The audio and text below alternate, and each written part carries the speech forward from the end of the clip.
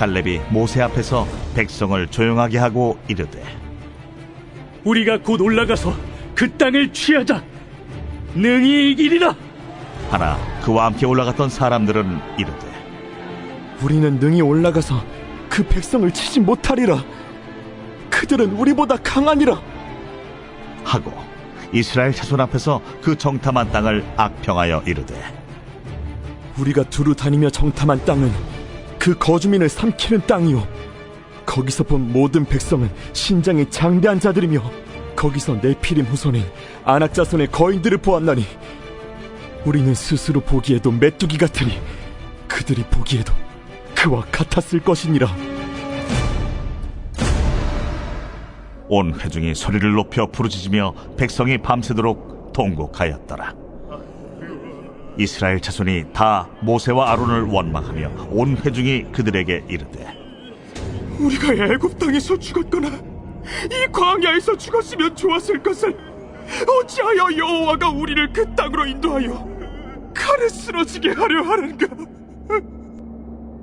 우리 처자가 사로잡히리니 애굽으로 돌아가는 것이 낫지 아니하랴. 지난주에 이스라엘 백성들이 마라의 쓴물이 단물로 바뀌는 은혜를 경험하고 그리고 이제 엘림을 거쳐서 신광야에 도착하게 됩니다. 오늘 우리 본문 말씀을 보기 전에 먼저 이 신광야에서 있었던 일을 잠시 살펴봤으면 좋겠어요. 신광야에서 이스라엘 민족은 또 원망하는 죄를 짓게 됩니다. 이번에는 먹을 양식이 없다고 원망하는 거예요. 자, 그랬을 때 하나님은 하늘에서 만나와 메추라기를 내려주셨습니다. 자, 여기서 여러분 우리가 잠깐 살펴볼 것이 있습니다. 만나와 메추라기는 음식 재료가 아니었다는 거예요. 하늘에서 재료를 내려주시면 인간들이 그 재료를 가지고 어떤 요리를 해서 만들어 먹은 것이 아니었습니다. 만나와 메추라기는 그냥 완전히 완성된 그 음식 자체였다라는 거예요. 그러니까 그냥 피자나 치킨이 그냥 하늘에서 떨어졌다라고 보면 되는 거예요. 이것을 이스라엘 백성들은 40년 동안 광야에서 매일같이 먹었다는 것입니다. 그래서 광야에서는 이스라엘 백성들이 다른 것은 몰라도 먹고 사는 문제는 염려하지 않았습니다. 그냥 오로지 하나님과 함께 살아가는 방법만 배우면서 광야 생활을 했다라는 거예요. 여러분, 우리 모든 성도들에게는 이 땅의 삶이 바로 광야 생활입니다. 그래서 예수님이 마태복음 6장 31절에서 이렇게 말씀하셨어요. 그러므로 염려하여 이르기를 무엇을 먹을까 무엇을 마실까 무엇을 입을까 하지 말라.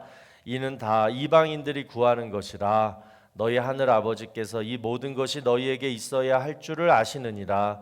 그런즉 너희는 먼저 그의 나라와 그의 의를 구하라. 그리하면 이 모든 것을 너희에게 더하시리라. 그러니까 이 땅에서 먹고 사는 문제는 다 하나님 손에 달려 있으니까 너희는 염려하지 말고 두려워하지 말고 불평하지도 말고 오직 무엇을 해라? 하나님의 나라와 의만 구하라. 이것이 뭐냐면요, 하나님과 함께 살아가기만 하면 된다라는 거예요. 그래서 오늘 시간 우리가 분명히 깨달아야 할 한 가지가 뭐냐면, 우리가 이 땅에서 먹고 살기 위해 필요한 것들은 다 하나님이 주시기로 약속하셨으니까 이 땅에서 이제 우리가 해야 할 일은 뭐냐? 하늘에서 내려주시는 것을 내가 그날 허리 굽혀서 주시면 된다는 거예요. 하루하루 하늘을 바라보면서 내려주시는 하늘의 양식을 내가 그냥 주시면 된다라는 거예요. 자, 그러면 여러분 이 줍는 행위가 과연 뭘까요? 자, 신명기 8장 3절에 이 말씀이 나오잖아요. 너를 낮추시며 너를 줄이게 하시며 만나를 내게 먹이신 것은, 광야에서 하나님이 만나와 메추라기를 먹이신 이유가 나와요. 뭐라고 나옵니까? 사람이 떡으로만 사는 것이 아니요 여호와의 입에서 나오는 모든 말씀으로 사는 줄을 내가 알게 하려 하심이니라. 그러니까 여러분, 우리가 허리 굽혀서 하늘 양식을 줍는 행위가 뭐냐? 말씀으로 사는 것이 바로 그거라는 거예요. 그러니까 말씀을 듣고 말씀을 읽고 말씀을 행하고 그리고 말씀을 사모하는 모습이라는 거예요. 여러분 이것만 잘하면요, 하늘 양식 내게 채워주소서, 넘치도록 채워주소서.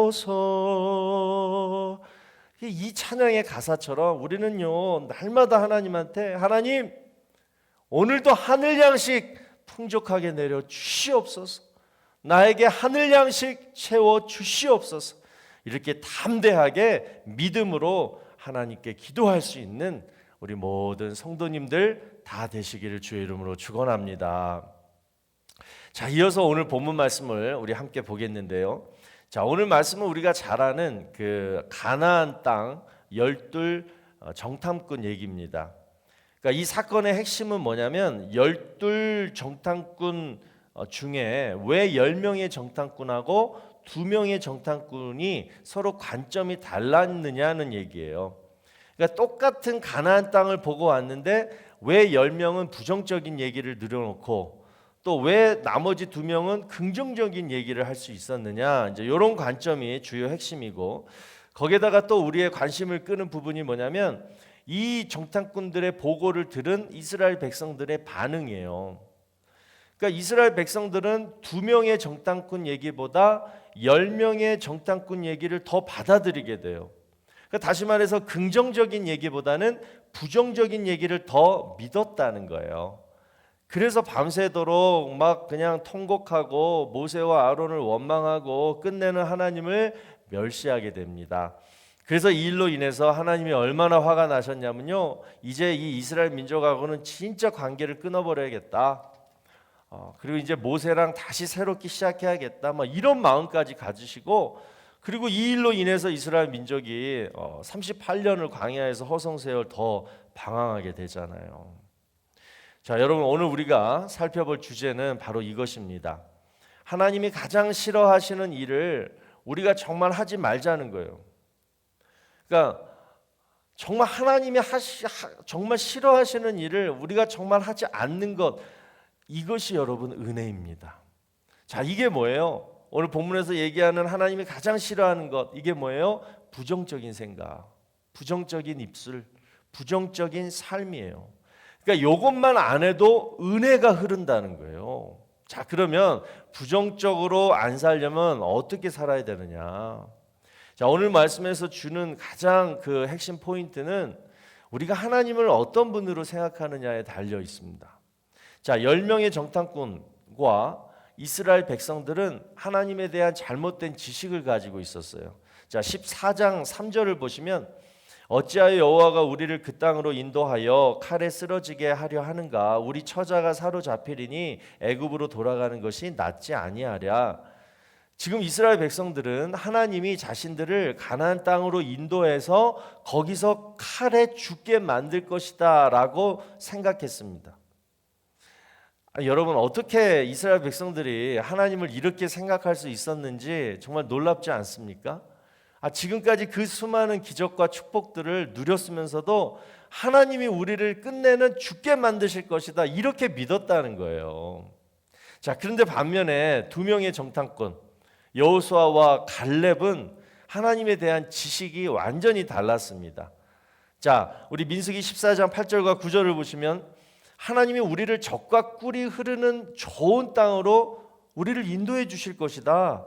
그리고 그 가나안 땅 주민들은 우리의 먹잇감이 될 것이다, 이렇게 얘기했어요. 그러니까 여러분 보세요. 똑같은 상황에서 똑같은 가나안 땅을 정탐했는데 어떻게 하나님에 대해서 이렇게 다르게 생각할 수 있었냐는 거예요. 여러분 그 이유가 뭐라고 생각하십니까? 바로 내가 지금 나를 어떻게 보느냐에 따라 하나님의 관점이 달라지는 거예요. 여러분 하나님은 똑같으세요.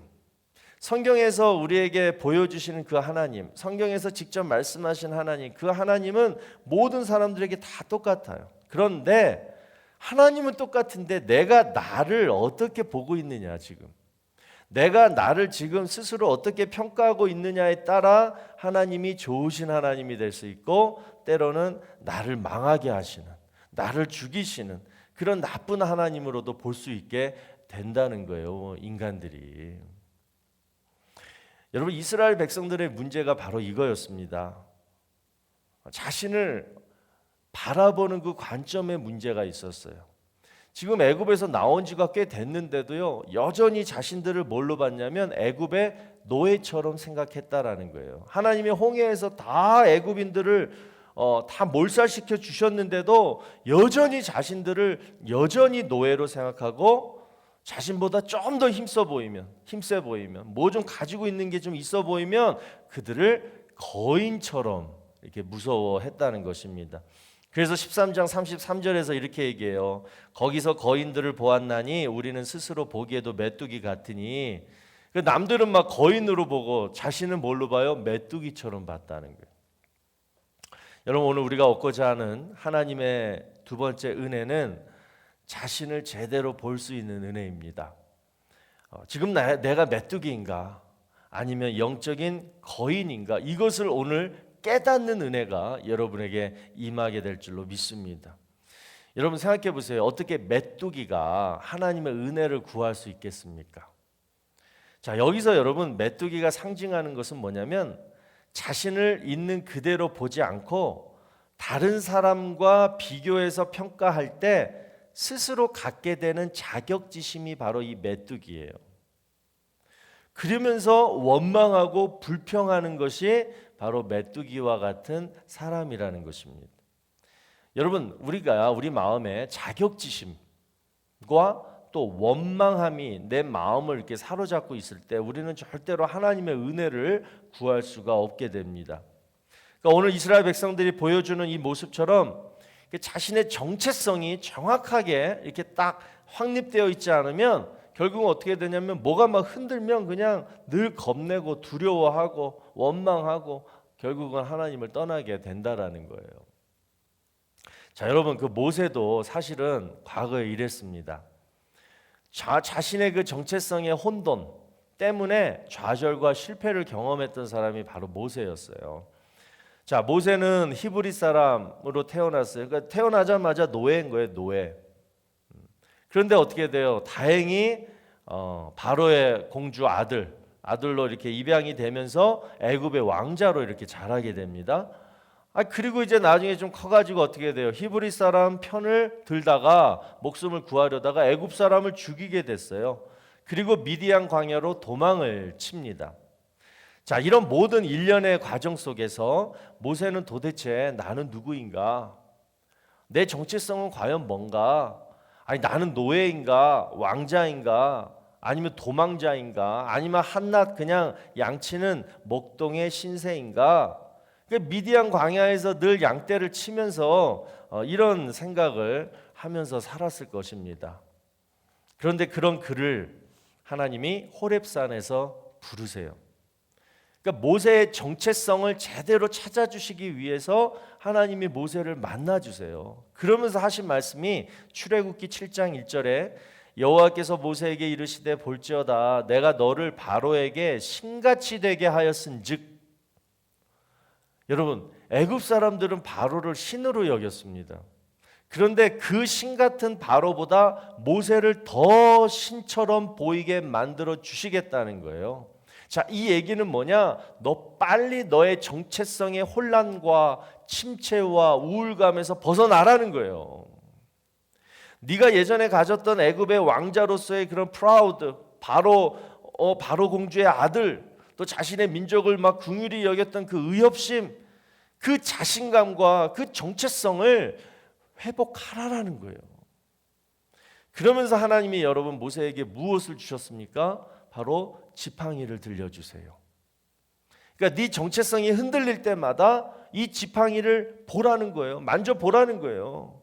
예전에는 양떼를 칠 때 사용했던 그 평범한 막대기에 불과했지만 네가 이제 새로운 정체성을 회복한 지금 이 순간부터는 이 막대기가 앞으로 하나님의 놀라운 기적을 일으키는 능력의 지팡이가 될 것이다. 이 사실을 하나님은 모세에게 보여주셨다는 것입니다.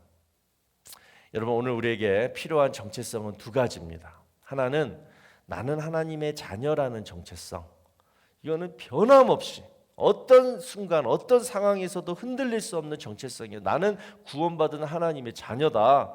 그리고 또 하나는 지금 내 손에 하나님의 지팡이가 들려져 있다라는 정체성이에요. 여러분, 하나님이 모세에게 주셨던 그 지팡이가 오늘날 뭘 상징하는지 여러분 다 아시잖아요. 바로 예수 그리스도의 이름으로 구하는 기도예요. 바로 기도가 모세의 지팡이에요.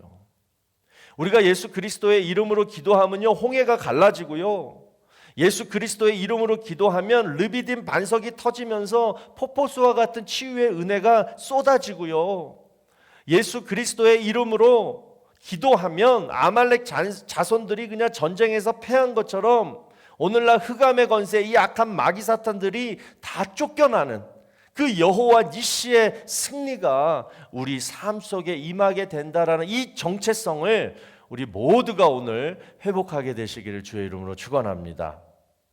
여러분, 정체성을 회복하셔야 돼요. 사탄은요, 우리에게 이런 놀라운 정체성이 이미 있음을 알고 있기 때문에 제일 먼저 건드리는 유혹과 시험이 바로 이 정체성을 무너뜨리는 일이에요. 예수 그리스도의 이름으로 기도하지 못하도록 이 지팡이를 막 뺏으려고 하는 거예요. 그 방법이 뭐예요? 남과 늘 자꾸 막 비교하게 만들고, 지금 현실을 늘 불만족스럽게 여기게 만들고, 또 정말 사랑해야 할 사람, 또 사랑을 받아야 할 사람, 그 귀한 사람을 자꾸 멀리 이렇게 막 이간질시키고 떨어뜨리도록 만드는 그런 온갖 그 교묘한 방법들을 마귀가 다 사용하고 있다라는 것입니다. 결국 우리를 뭘로 만드냐면 메뚜기로 전락시키고 마는 거예요. 여러분, 우리는 메뚜기가 아닙니다. 하나님이 늘 지켜주시고 함께 하시는 우리 하나님의 자녀들이고, 그리고 가장 강력한 무기 기도의 지팡이를 다 들려주셨어요. 그래서 우리가 힘들 때, 또한 우리가 하나님의 은혜가 필요해서 은혜를 구하게 될 때 오직 예수 그리스도의 이름을 의지해서 기도하라 라고 하나님이 우리에게 말씀하셨으니까 오늘 주신 이 말씀 늘 기억하시면서 나는 메뚜기가 아니다, 나는 하나님의 자녀, 영적인 거인이다, 이렇게 살아가시는 우리 모든 성도님들 되시기를 주의 이름으로 축복합니다. 자, 우리 이 시간 함께 기도하는데요, 첫 번째 말씀드렸지만 여러분, 하늘 양식은 매일같이 하늘에서 내려집니다. 우리가 하나님의 자녀들이기 때문에 그래요. 하나님이 우리를 출애굽시켜서 구원시켰기 때문에 이제 책임지시는 거예요. 그 하늘 양식을 우리가 줍고 허리 굽혀서 줍는 행위가 바로 뭐냐? 하나님의 말씀을 듣고 행하는 것, 여호와 입에서 나오는 말씀으로 살아가는 삶, 이거예요. 하나님은 여러분 절대 이 땅에서, 이 광야의 삶 같은 이곳에서 먹고 사는 문제 때문에 염려하지 말라라고 분명히 말씀하셨습니다. 오직 하나님과 함께 사는 일에만 집중하고 하나님을 기쁘시게 하라고만 말씀하셨어요. 자, 그 중에서 가장 하나님을 기쁘시게 하는 것이 뭐냐? 하지 말라는 거, 정말 하나님이 싫어하시는 거, 그거 안 하는 거. 그 중에서 대표적인 게 부정적인 생각, 입술, 삶을 살지 마라. 왜 그러느냐? 내가 이미 너에게 하나님 자녀의 권세를 주었고 또 기도의 권세를 줬는데 왜 메뚜기처럼 자격지심, 나는 안 돼, 그리고 원망, 저 사람 탓이야, 왜 이렇게 살아가느냐는 거예요. 이것처럼 하나님이 싫어하시는 일이 없다라는 것입니다. 그래서 오늘 이 시간 우리 과거에 메뚜기같이 살았던 삶, 이 시간 다 회개하시고 이제 새로운 정체성을 하나님 회복시켜 주시고 오늘부터 담대하게 믿음으로 우리 여호수아와 갈렙과 같은 그 믿음으로 살게 해달라고 우리 이 시간 다 같이 기도하도록 하겠습니다. 우리 기도하겠습니다.